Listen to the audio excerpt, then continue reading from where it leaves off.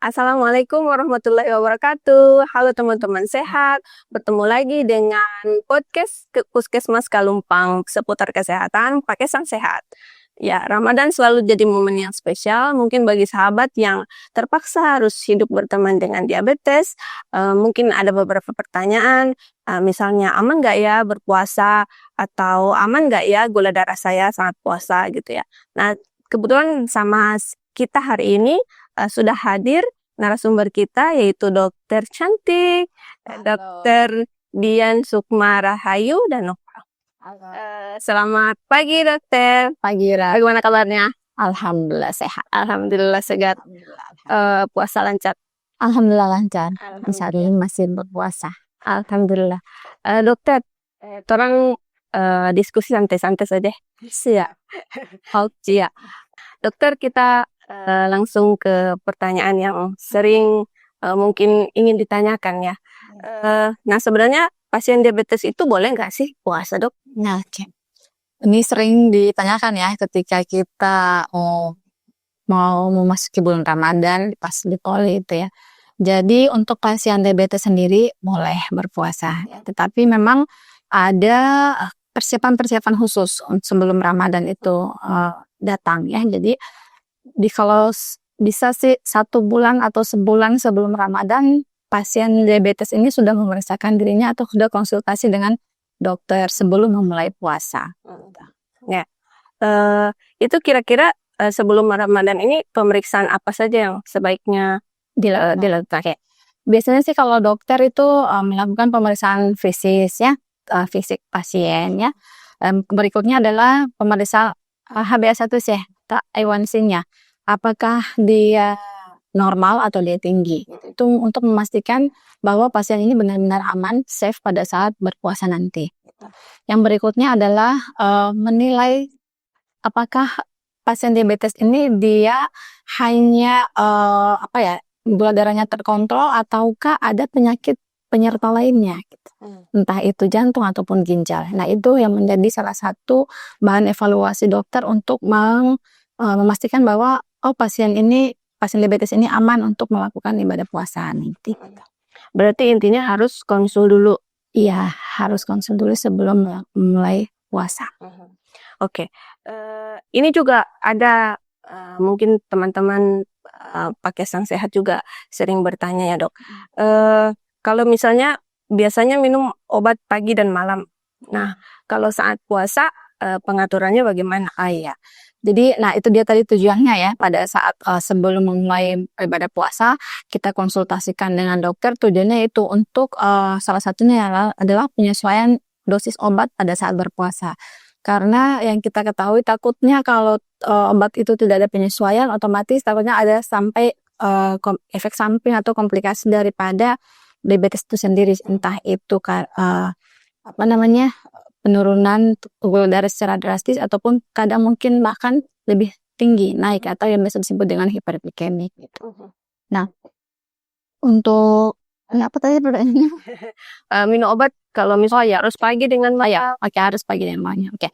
Jadi untuk pasien-pasien yang minum obatnya 2 kali sehari ya, itu biasanya ada sedikit perubahan, digeser jam minumnya ya. Kalau yang pagi itu digeser ke pada saat berbuka puasa ya, sahur pada saat berbuka. Jadi jangan salah kaprah di sini. Kadang ada orang berpikir, karena minumnya pagi nanti saya minumnya sahur aja lebih cepat. Salah, itu harusnya yang pagi itu dia bergeser ke pada saat berbuka, dan yang untuk minumnya malam itu dia bergeser ke sahur. Tuh. Terus misalnya mungkin obat-obat seperti yang gli-gli gitu ya. Pelamit yang Glibenclamid kan dia golongan sulfonylurea ya. Yang mana kita ketahui golongan sulfonylurea itu dia sangat cepat menurunkan gula darah. Nah, untuk itu ditakutkan jangan sampai hipoglikemik ya, sehingga butuh pemantauan yang lebih ketat, entah itu ada penurunan dosis ya pada saat berbuka puasa dan pada saat sahur biasanya. Nah, ada pengecualian kalau untuk yang sahur itu kadang-kadang kita hilangkan, tapi dengan catatan bahwa orang tersebut atau pasien ini tidak mengkonsumsi banyak makan pada saat sahur. Nah itu bisa dihilangkan, tapi dosis pada saat berbukanya tetap normal, ataupun kadang bisa diturunkan sampai 20% dari dosis awal gitu, dan dosis yang normal sebelumnya. Ya, mungkin ini juga penting ya dok. Tadi kan disampaikan kalau kondisi hipoglikemi itu berbahaya ya untuk ketika berpuasa. Nah, tanda-tanda yang bisa dikenali kalau pasien sudah hipoglikemi itu dok. Untuk hipoglikemi sendiri itu kan paling khas ya, Rat, biasanya kayak lemas ya, terus keringat dingin, pusing, terus ada juga yang sampai jantung berdebar, dan yang paling parah biasa penurunan kesadaran. Nah, itu tanda-tandanya bisa hiperglikemik maupun bisa hipoglikemik.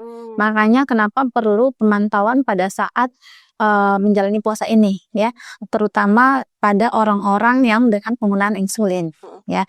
Jadi pemantauannya itu pada saat berpuasa sebelum sahur, siang hari, dan pada saat berbuka. Nah itu kalau bisa pemantauan gula darah mandiri.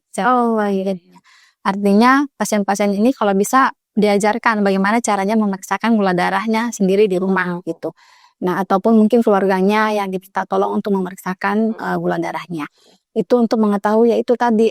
Jadi jangan sampai tiba-tiba di rumah tiba-tiba lemas sekali, coba diperiksa gula darahnya. Kalau gula darahnya turun dari ke 70 berarti waspada, itu harus buka secepatnya, buka puasa ataupun harus batal ya, atau membatalkan puasanya, ataukah gula darahnya lebih dari 300, itu wajib untuk segera membatalkan puasa dan harus segera kontrol ke dokter. Seperti itu. Nah, dokter, kalau pertama membatalkan itu dengan apa? Apakah langsung dengan kurma yang manis atau dengan teh manis begitu? Nah, ini yang paling sering ditanyakan juga ya ketika pasien-pasien itu datang, dok, kira-kira saya berbuka dengan apa ya baiknya gitu.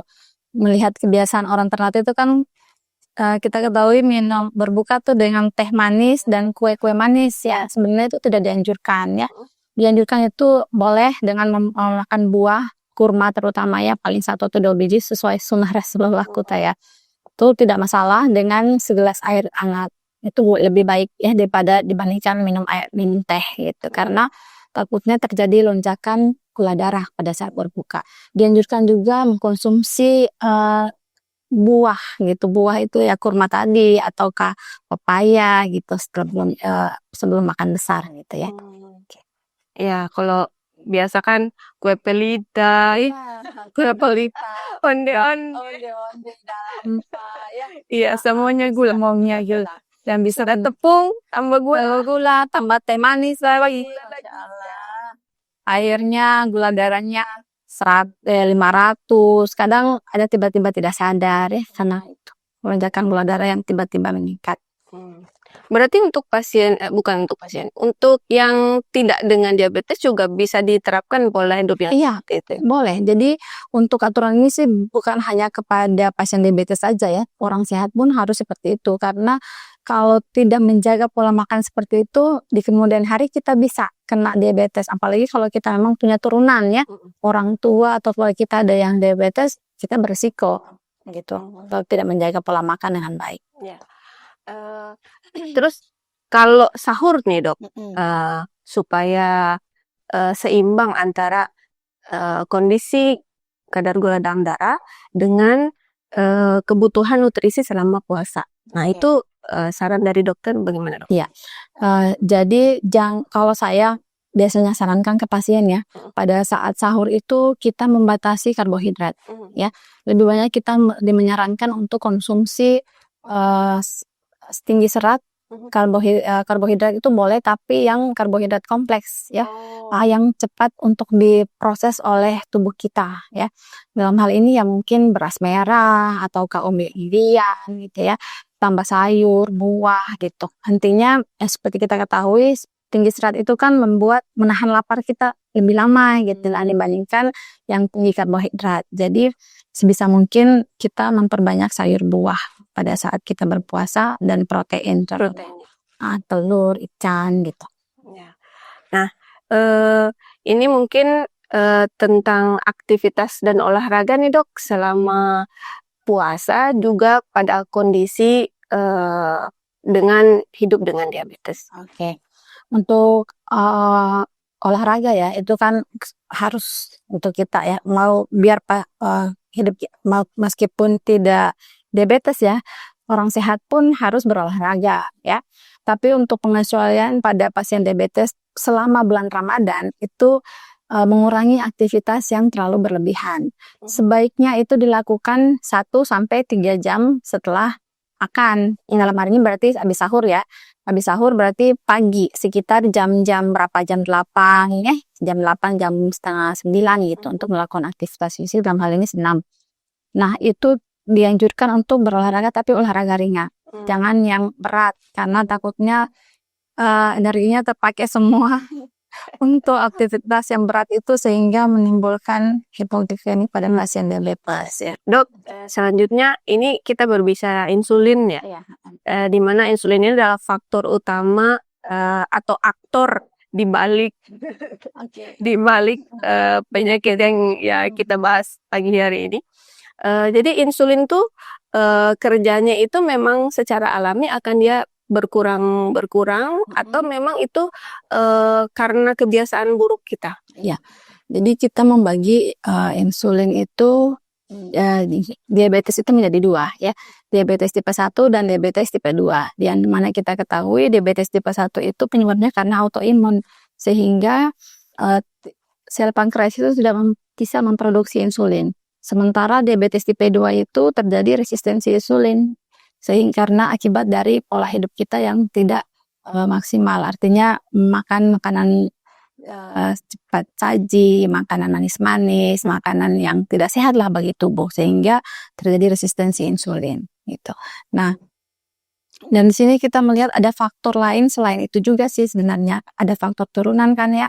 Jadi faktor turunan itu juga memperberat atau mempercepat kejadian diabetes pada seseorang. Oke ya, baik dokter, ilmunya yang di-sharing sangat luar biasa, insya Allah sangat bermanfaat.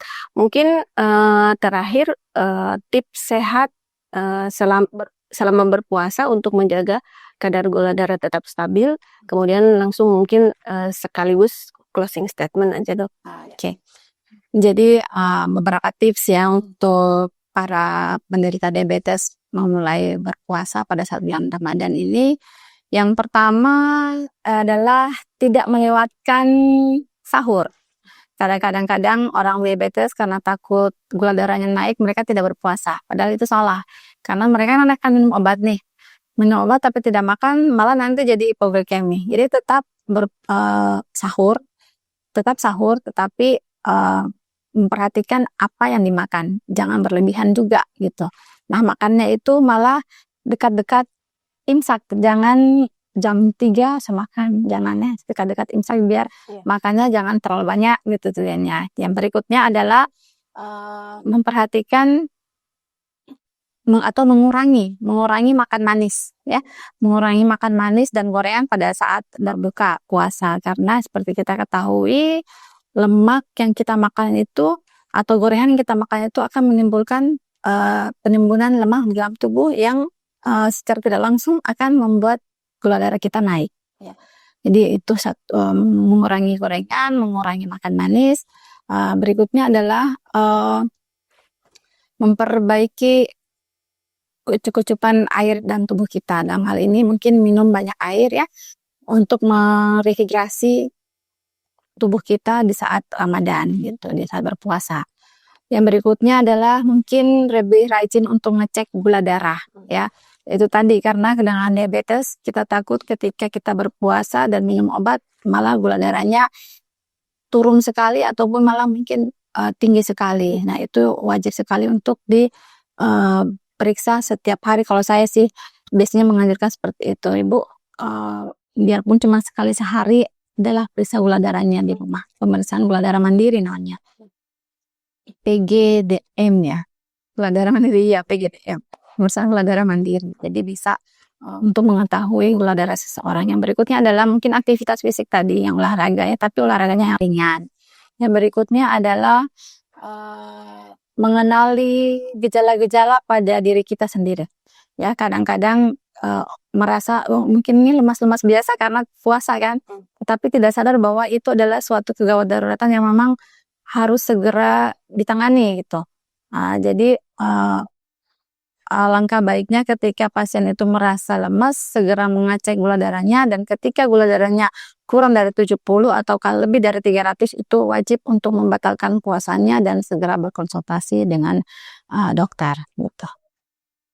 Berpuasa bukanlah suatu penghalang untuk menderita diabetes selama masih menaati aturan-aturan yang sudah ditetapkan. Yang pertama, tekanan gula darahnya atau gula darahnya terkontrol. Yang berikut adalah tidak melewatkan makan sahur. Yang ketiga adalah mengatur pola makan. Yang keempat, minum obat sesuai anjuran dokter. Dan yang kelima adalah beraktivitas fisik sesuai kebutuhan tubuh. Baik dokter, terima kasih sharing ilmunya. Sangat bermanfaat bagi kita semua. Ya sahabat sehat, yang penting biarpun dengan diabetes tapi tetap aman, berpuasa aman, terkontrol gula darah, mematuhi anjuran yang disampaikan oleh dokter dan tenaga kesehatan. Ya, sampai sini mungkin kita akan bertemu lagi pada episode selanjutnya di Pakai Sang Sehat, podcast Puskesmas Kalumpang seputar kesehatan. Terima kasih. Wassalamualaikum warahmatullahi wabarakatuh.